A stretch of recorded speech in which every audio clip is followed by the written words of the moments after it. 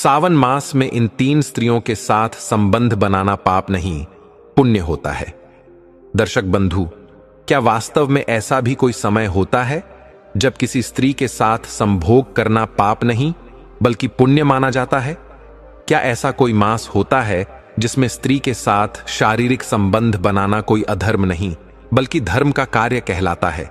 और यदि हां, तो कौन हैं वे 3 स्त्रियां जिनके साथ ऐसा संबंध बनाना न केवल स्वीकार्य है बल्कि उसे ईश्वरीय अनुकंपा भी प्राप्त होती है?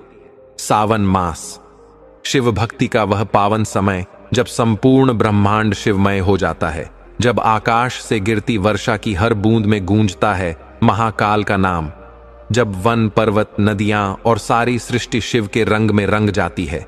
यही वह समय होता है जब मनुष्य अपने जीवन के पापों को धोने के लिए उपवास करता है, जलाभिषेक करता है, भक्ति में लीन होता है।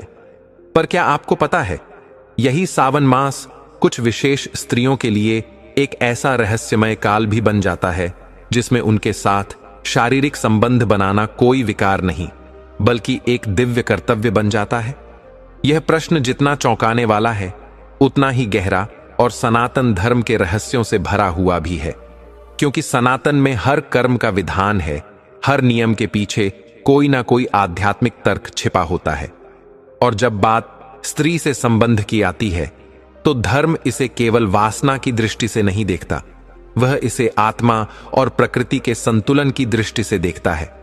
तो विचार कीजिए, यदि कोई स्त्री विधवा हो जाए और उसका गर्भवती होना कुल के वंश को बचा सकता हो, तो क्या उस स्त्री के साथ संबंध बनाना पाप होगा? यदि कोई स्त्री संतान सुख से वंचित हो और उसका शरीर मातृत्व के लिए तड़प रहा हो, तो क्या उसे मां बनने का अधिकार नहीं? और यदि कोई स्त्री स्वयं शास्त्रों और समाज की आज्ञा से किसी विशेष कार्य के लिए संबंध स्थापित करे, तो क्या वह पापिनी कहलाएगी या धर्म की वाहक? सावन मास इन प्रश्नों का उत्तर देता है। यह मास केवल जल चढ़ाने का नहीं, आत्मा को जानने का मास है।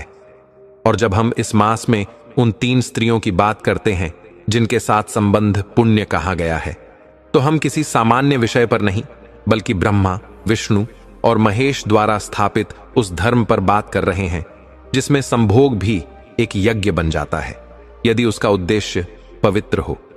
आज की इस कथा में हम जानेंगे कि वे 3 स्त्रियां कौन हैं, क्यों उनके साथ सावन मास में संबंध को पुण्य की श्रेणी में रखा गया है, और क्या यह केवल एक पौराणिक मान्यता है या इसके पीछे कोई वैज्ञानिक, सामाजिक और आध्यात्मिक रहस्य छिपा है? तो दर्शक बंधु, यदि आपका मन